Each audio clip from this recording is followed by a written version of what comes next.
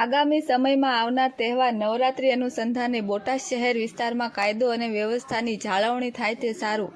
મહેશ્રી નાયબ પોલીસ અધિક્ષક મહેશ્રી રાવળ તથા પીઆઈ શ્રી એસ.આર. ખરાડી તથા પીઆઈ શ્રી એમ.બી. મકવાણા તથા બોટાદ જિલ્લામાં પોલીસ દ્વારા બોટાદ પોલીસ સ્ટેશનથી ટાવર રોડ, દીનદયાળ ચોક, અવેડા ગેટ, હીરા બજારથી જ્યોતિષગ્રામ સર્કલ આવી વાહન ચેકિંગની કામગીરી કરવામાં આવેલ હતી.